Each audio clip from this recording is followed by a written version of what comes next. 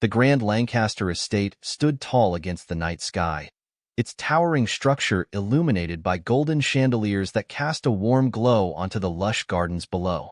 Yet, within its opulent walls, the air was thick with tension, suffocating and cold. Nathaniel Lancaster sat in his father's old study, his hands clenched into fists as he tried to process his mother's words. Across from him, Eleanor Lancaster, the matriarch of the family, sipped her tea with poised elegance, her sharp gaze unwavering. "She's barren, Nathaniel," Eleanor stated bluntly, her tone void of sympathy.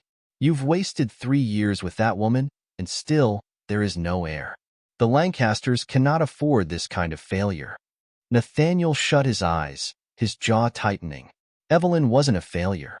She was his wife, the woman he had chosen, the one who had brought light into his otherwise structured and rigid life. But in his mother's eyes, Evelyn was nothing more than an inconvenience, a mistake that needed to be corrected. "I love her," Nathaniel finally said, his voice quiet but firm. Eleanor sighed, placing her teacup down with a soft clink. "Love is fleeting. Legacy is eternal." She leaned forward, her piercing eyes locking onto his. "You have a duty, Nathaniel, to this family, to generations of Lancasters before you. If you do not act now, you will condemn our name to nothingness." A storm raged inside him, but his mother's words weighed heavily on his shoulders. His entire life had been shaped by duty, by expectations he had never been allowed to defy. He thought of Evelyn, of the way she smiled at him in the mornings, of the quiet strength in her touch when he doubted himself. Could he really let her go? As he left the study, his footsteps echoing down the grand hall, he already knew the answer. That evening, Evelyn waited for him in their bedroom, her eyes lighting up when he entered. But the moment she saw his face, the light dimmed, replaced by a flicker of fear. "Nate," she whispered, stepping toward him. "What's wrong?" He swallowed hard, avoiding her gaze. We need to talk." The words that followed shattered Evelyn's world. "I think it's best if we end this." The room fell silent. For a long moment, Evelyn just stared at him, her breath caught in her throat. Then, she let out a shaky laugh, as if trying to convince herself she had misheard. "What are you talking about?" Nathaniel clenched his fists, willing himself to be strong, to do what was expected of him. "My mother is right," he said, his voice barely above a whisper. "We've been married for 3 years, Evelyn, and you can't give me a child." The silence that followed was deafening. Evelyn stumbled back as if he had struck her. "I can't?" Her voice broke, her hands trembling. "Is that all I am to you?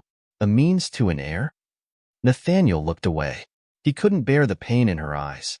"I need to do what's best for my family," he forced himself to say. "I'm sorry." Evelyn let out a choked sob. "You promised me forever, Nathaniel." Her voice cracked under the weight of betrayal. "You swore that we would face anything together." And yet, here he was, casting her aside like she was nothing. Tears streamed down her face, but she refused to beg. She refused to let him see her completely break. "If I walk out of that door tonight," she whispered, her voice shaking with quiet fury, "I will never forgive you." Nathaniel said nothing. With nothing but a single suitcase, Evelyn stepped out into the pouring rain. The cold bit into her skin, but she didn't look back. She wouldn't give him that satisfaction. And just like that, she disappeared into the night, leaving Nathaniel standing in the doorway, watching as the best thing in his life walked away.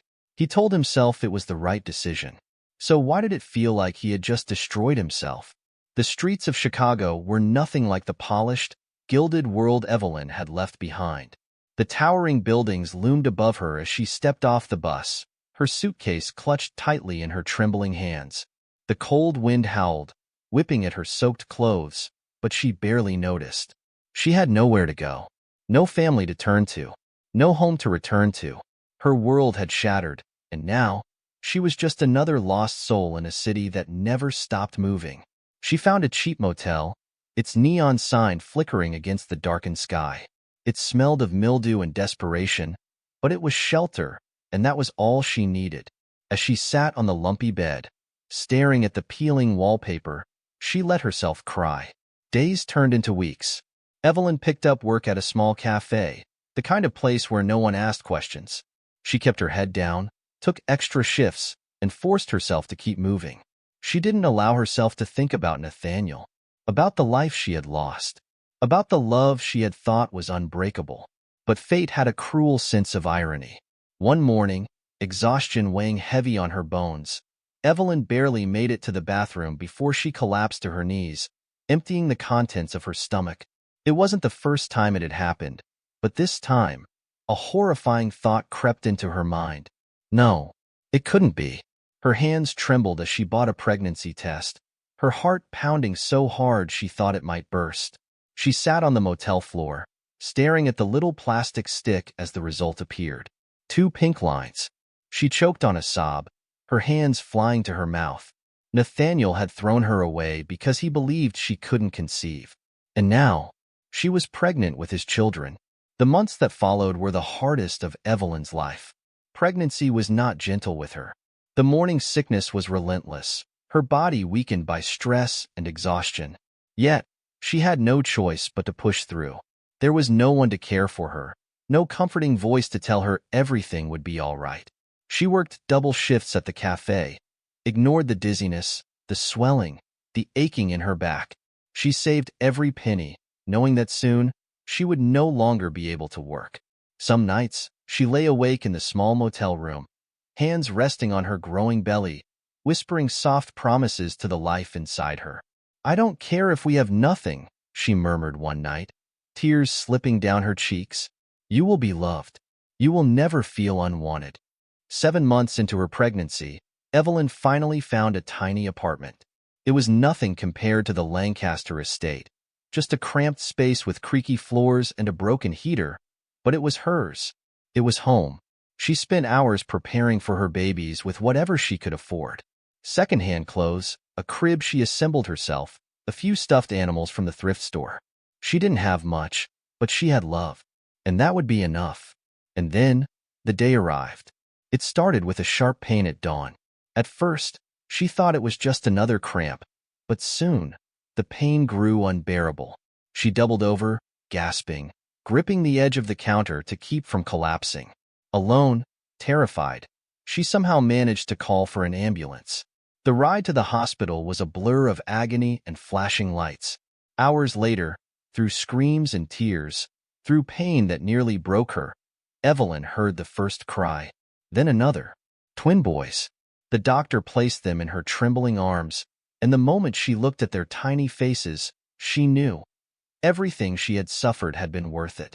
Carl and Oliver, her sons. They were small, fragile, but they were hers. Evelyn pressed a kiss to each of their foreheads, sobbing quietly. "I will protect you," she whispered. "Always." And for the first time since Nathaniel had abandoned her, she felt a sense of peace. Nathaniel Lancaster had everything: wealth, power, a successful business empire that stretched across continents, a wife chosen for him by his family. And yet, he felt nothing. His marriage to Cassandra was lifeless. Their conversations were polite but empty, their home more of a business arrangement than a partnership. She, too, had been forced into this life, expected to produce an heir for the Lancaster name. But the months passed, and there was no child. Nathaniel barely spoke to her anymore. He spent long nights in his office, drowning himself in work, in deals, in numbers. Anything to keep his mind occupied. Anything to stop the memories of Evelyn from creeping in. But they always did. Late at night, he would find himself staring at his phone, resisting the urge to search for her. Was she all right? Had she moved on? Did she hate him? He had convinced himself that leaving her was necessary, that it had been the right decision for his family, for his legacy. Then why did it feel like he had lost everything? One evening, as he sat alone in his study, Cassandra entered. She was wearing an elegant black dress, her hair styled to perfection, but there was sadness in her eyes. "I'm leaving," she said simply. Nathaniel looked up, startled. "What?" "I'm leaving," she repeated. "I've played this game long enough." She let out a bitter laugh. "Your mother wants an heir, Nathaniel, not a wife. And we both know that's not what I want either." He stared at her, at the woman he had shared a house with but never truly known. "What will you do?" She gave him a small, tired smile. "I have my own money. I'll be fine." Then, after a pause, she added, "I have a daughter, Nathaniel. Her name is Lillian. She's 3 years old." His breath caught. "What?" "She's not yours," Cassandra clarified. "I had her before we were married. My mother forced me to give her up to relatives because an illegitimate child would have ruined my chances of marrying into your family." Her voice trembled. "I've lived with that regret every single day." Nathaniel said nothing. Cassandra sighed.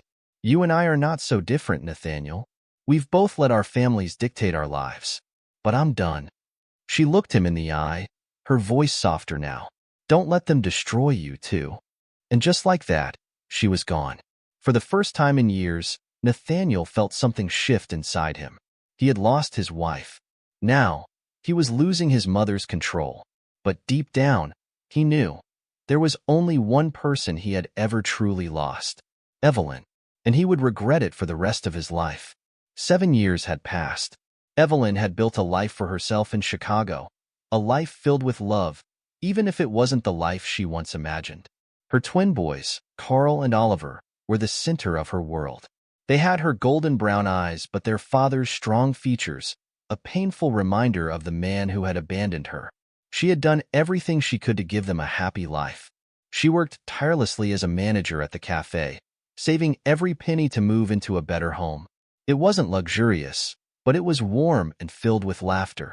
Her sons had grown into lively, curious boys, always full of energy, always asking questions. "Mommy, why don't we have a daddy?" Carl had asked once, his small hands gripping hers. The question had cut deep, but Evelyn had kept her voice steady. "Because some people aren't meant to stay in our lives, sweetheart. But that doesn't mean we aren't a family." Carl had nodded, satisfied with her answer. But deep down, Evelyn knew that one day, the truth would catch up with them. She just never expected it to happen like this. It was a crisp autumn afternoon when it happened. The boys had begged her to take them to the park, and she had relented, needing a break from the endless cycle of work and responsibility. They ran ahead, their laughter echoing through the air as they chased each other. Evelyn sat on a bench, smiling softly as she watched them. And then, everything changed. Nathaniel Lancaster stood across the park, his polished shoes sinking slightly into the grass, his expensive coat shielding him from the cool breeze. He had come to Chicago for a business meeting, yet somehow, he found himself here, needing a moment away from the suffocating weight of his responsibilities. But what he saw made his heart stop. 2 boys. Laughing, playing, 2 boys who looked exactly like him. For a moment, he thought he was seeing ghosts. His mind refused to process what was in front of him. He hadn't seen Evelyn in 7 years, had convinced himself that she had moved on. And yet, here she was, sitting on a bench, watching over 2 children his children. His chest tightened, and his hands clenched at his sides. Memories flooded him. The night he had let her go. The cruel words he had spoken. The unbearable emptiness that had followed. He had convinced himself that leaving Evelyn had been the right choice. But now, staring at the undeniable proof of what he had lost, he realized the truth. He had made the greatest mistake of his life. Nathaniel didn't remember crossing the park. One moment, he was frozen in shock. The next, he was standing just feet away from Evelyn, his presence casting a shadow over her as she looked up. For a brief second, her expression was unreadable. Then, her face hardened. She stood abruptly, her body shielding the boys as if protecting them from a threat. "What are you doing here?" Her voice was sharp, unforgiving. Nathaniel swallowed, his throat dry. He had rehearsed 1,000 apologies in his head over the years, but now, faced with her rage, they all vanished. "I didn't know," he said finally. His voice was hoarse, unsteady. "Evelyn, I swear, I didn't know." Her eyes flashed with fury. "You never asked." The words hit him harder than he expected. Nathaniel glanced at the boys, who had stopped playing and were now watching the exchange curiously. He could see the intelligence in their eyes, the way they studied him, trying to piece together why their mother suddenly looked so tense. His children, his sons. He turned back to Evelyn, his heart pounding. Please, he said, softer now. I need to talk to you. Evelyn hesitated. Part of her wanted to walk away, to pretend he didn't exist, but she knew that was impossible now. Fine, she said through gritted teeth, but not here. She turned to the boys and forced a smile. Carl, Oliver, go play for a little longer, okay? They nodded, though Oliver lingered, his small brow furrowed. Mommy, who's that man? Evelyn's breath caught. Nathaniel flinched. She knelt, gently brushing Oliver's hair back. Just an old friend, sweetheart. Nathaniel felt something break inside him. Evelyn led him to a secluded part of the park, arms crossed tightly over her chest. You have no right to be here, she hissed. No right to show up after all these years. Nathaniel ran a hand through his hair. I didn't plan this, Evelyn. I had no idea you were here. I didn't even, he exhaled sharply. I didn't know about them. Evelyn laughed bitterly. And that's supposed to make me feel better? No, he admitted, his voice quiet. But it's the truth. For years, he had been drowning in regret. But now, seeing her, seeing their children, the weight of his mistakes felt suffocating. Evelyn shook her head. I begged you, Nathaniel. That night, I begged you not to do this. Her voice cracked. And you still threw me away. Nathaniel closed his eyes. I was a coward. Yes, you were. Silence stretched between them. Finally, Evelyn spoke, her voice colder now. You don't get to walk back into our lives and act like you care. Nathaniel met her gaze. But I do care. She scoffed. Too little, too late. Nathaniel looked back at the boys, who were now playing again, oblivious to the storm raging between their parents. I know I don't deserve forgiveness, he said, but they deserve to know the truth. Evelyn's heart clenched. She had spent years protecting her sons, shielding them from the pain she had endured. But could she protect them from this? Evelyn stood in the doorway of her small Chicago apartment, her hands trembling with rage. Across from her stood Kimberly Lancaster, the woman who had once been her mother-in-law, the woman who had torn her life apart. Kimberly's icy blue eyes swept across the modest living room with barely concealed disdain. Though the years had silvered her perfectly styled hair, her presence was just as imposing as Evelyn remembered. She clutched her designer purse, as if afraid the worn-down apartment walls might stain it. I see you've been living simply, Kimberly said coolly. Evelyn's jaw clenched. What are you doing here? Kimberly's lips curled into a thin smile. I believe you already know. Evelyn's heart pounded. The boys. This wasn't just about the past. This was about Carl and Oliver. I want what is rightfully ours, Kimberly continued, stepping forward. The Lancaster name is built on generations of legacy, of power. Those boys, my grandsons, deserve more than this. She gestured around the apartment, her voice dripping with condescension. They belong with their father. Evelyn's blood ran cold. No, she said firmly. They belong with me. Kimberly's smile never faltered, but her eyes darkened. I assumed you might be difficult. She sighed, as if Evelyn were a mere inconvenience. I was willing to be civil, but if you refuse, I will take legal action. Nathaniel may have been weak, but I am not. I will fight for them. Evelyn's fist clenched. You think you can just take my children away? After everything your family has done to me? Kimberly tilted her head. They are Lancasters. Their rightful place is in our world. No, Evelyn spat, her voice shaking with fury. Their rightful place is with the person who has been raising them, loving them, protecting them.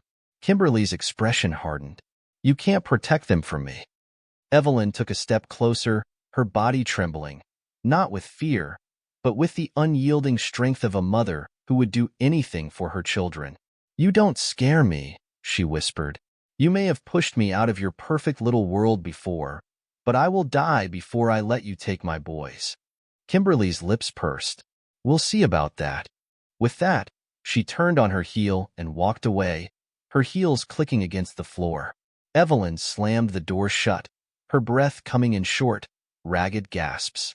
Her world had just been threatened, and she would do whatever it took to protect it. Nathaniel sat alone in his penthouse, a glass of whiskey untouched in front of him. The city lights stretched endlessly beyond the floor-to-ceiling windows, but he felt suffocated. Ever since he had seen Evelyn again, since he had seen them, his life had felt like it was spiraling out of control. His mother had wasted no time.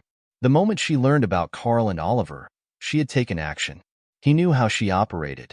She would stop at nothing to get what she wanted. But for the first time in his life, Nathaniel didn't want to be on her side. The sound of the front door opening pulled him from his thoughts. He turned to see Victoria standing there, her sharp features unreadable. "Long day?" she asked, her tone neutral. Nathaniel sighed. "You could say that." Victoria walked to the bar, pouring herself a drink. She took a sip before speaking. "She came to see me today," she said casually. Nathaniel frowned. "Who?" Victoria shot him a knowing look. "Your mother. She wanted me to support her case against Evelyn." Nathaniel stiffened. "And?" Victoria let out a dry chuckle. "Oh, don't look so nervous. I told her no." Nathaniel blinked. "You, what?" Victoria sighed, swirling the liquid in her glass. "You don't get it, do you? You were never the only pawn in your mother's game. I was too." She let out a humorless laugh. Evelyn's world was crumbling around her. The letter sat on her kitchen table, its words burning into her mind like fire. Petition for custody. Kimberly Lancaster had made good on her threat. Evelyn's hands trembled as she read through the legal document, outlining the Lancaster family's intention to claim full custody of Carl and Oliver.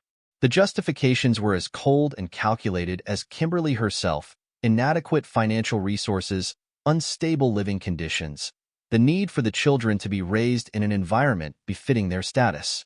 Rage boiled inside her. She had sacrificed everything for her sons. She had worked late nights, taken extra shifts, made sure they never felt like they were missing out on anything. She had been their rock, their shield, their everything. And now, they wanted to take them away? A knock at the door jolted her out of her spiraling thoughts. She rushed to open it, expecting her neighbor or perhaps a friend. But instead, she found herself staring into the kind, familiar eyes of Andrew. He was the one person who had stood by her side through everything. The man who had helped her when she had nothing, who had been there through every scraped knee, every school recital, every moment of doubt. He took one look at her face and frowned. "Evelyn, what's wrong?" Wordlessly, she handed him the letter. He scanned the document, his jaw tightening as he reached the end. "This is ridiculous," he muttered. "They can't just do this." Evelyn let out a shaky breath. "They have money, power, lawyers. What do I have?" Andrew looked at her, his expression fierce. "You have me, and you are not alone in this." Tears welled in her eyes. "Andrew, we will fight this," he said firmly, "no matter what it takes." Evelyn nodded, clinging to his words like a lifeline. Because this wasn't just about custody. This was war. Nathaniel had spent his entire life following orders. He had listened to his mother when she told him to marry Victoria. He had listened when she told him to leave Evelyn. He had listened when she told him that love was a weakness, that power and legacy were the only things that mattered. But for the first time in his life, he was done listening. Nathaniel stormed into the Lancaster estate, his heart pounding with fury. The moment he stepped inside, his mother looked up from where she sat in the grand parlor, sipping tea as if she hadn't just shattered the lives of two innocent children. She set down her cup, arching a perfectly sculpted brow. "Nathaniel," she said smoothly, "I assume you've come to your senses." His hands clenched into fists. "Withdraw the lawsuit." Kimberly sighed, shaking her head. "You're being dramatic. The boys belong with us. I am simply ensuring they have the future they deserve." Nathaniel's voice was steel. "You are not taking them away from their mother." Kimberly's gaze darkened. "And what do you plan to do about it?" Nathaniel exhaled sharply, forcing himself to stay calm. "You have controlled my life for too long," he said. "I let you push me into a loveless marriage. I let you take away the woman I loved. But I will not let you take my children." Kimberly's lips pursed. "You are making a mistake?" "No," he said. "The mistake was letting you run my life for so long." Her expression remained impassive, but he saw the flicker of something. Perhaps disappointment, perhaps anger, behind her eyes. "Withdraw the lawsuit," Nathaniel repeated, "or I walk away from the Lancaster name for good." A tense silence stretched between them. Kimberly studied him carefully, as if assessing whether he was bluffing. "You would give up everything?" Nathaniel met her gaze without hesitation. "I already lost everything when I let you dictate my life." Kimberly took a slow sip of her tea before setting the cup down. "So be it." Nathaniel's chest tightened. "You'll drop the case?" She gave him a sharp, calculating look. "If you are truly willing to walk away from the Lancaster Empire, then yes. But understand this, Nathaniel. You are no longer my son." The word struck him harder than he expected, but he didn't flinch. He had already lost Evelyn once. He wouldn't lose his sons too. Without another word, he turned and walked away, leaving behind the only life he had ever known. Because for the first time, he was choosing what truly mattered. Nathaniel stood outside Evelyn's apartment, his heart pounding in his chest. He had spent days gathering the courage to come here, but nothing could prepare him for what lay ahead. Would she even listen? Would she believe he had truly changed? He knocked. The door swung open, and there she was, Evelyn, the woman he had once loved and betrayed, the mother of his children. She looked at him with guarded eyes, exhaustion and suspicion etched into her face. "What do you want, Nathaniel?" He swallowed hard. I stopped the lawsuit." Evelyn's breath hitched. "What?" "I stood up to my mother," he said. "I told her to drop it, and she did." He exhaled. "But I lost everything. She disowned me." Evelyn's face remained unreadable. "And what do you expect me to say?" "I don't expect anything," Nathaniel said. He ran a hand through his hair, struggling to find the right words. "I just want to be in their lives. I know I don't deserve it. I know I can't undo what I did to you. But I want to be a father to Carl and Oliver." Evelyn crossed her arms, her expression hard. "And what makes you think I'll let you?" "Because I'll prove it to you," he said, his voice steady. "Not with words, with actions." For a long moment, she said nothing. Then, she stepped aside. "They're at the park," she said quietly. "If you're serious, start there." Nathaniel's heart clenched. She wasn't forgiving him, not yet, but she was giving him a chance, and he would spend the rest of his life proving he deserved it. Months passed. At first, Carl and Oliver regarded Nathaniel with hesitation. They had grown up without him, knowing only the stories their mother had carefully chosen to share. But little by little, things began to change. He showed up, consistently. He cheered for them at their soccer games. He helped them with their homework. He laughed at their terrible jokes. He was there for every scraped knee, every school project, every bedtime story. Evelyn watched from a distance, her heart torn. Andrew had always been there. He had supported her when no one else had, and she had grown to love him in a way that was steady, dependable. But Nathaniel had been the first man she had ever truly given her heart to, and now he was finally becoming the man she had once believed he could be. One evening, as the sun dipped below the Chicago skyline, Nathaniel sat with Evelyn on a park bench, watching their boys play. "I never thought I'd see you like this," Evelyn admitted.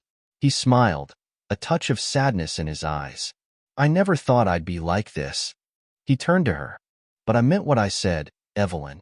I can't undo the past, but I will spend the rest of my life making sure they know how much I love them." She nodded, her emotions tangled in a way she wasn't ready to unpack. "I don't know if I can ever forget," she said softly. "I wouldn't expect you to," he replied. "I just hope someday you can forgive." She met his gaze, searching for something and finding it. Maybe not today, maybe not tomorrow, but someday. As Carl and Oliver ran toward them, laughing, Evelyn realized that no matter what the future held, her sons would always know they were loved. And in the end, that was all that truly mattered. Life had a way of breaking people apart, only to bring them back together in ways they never expected.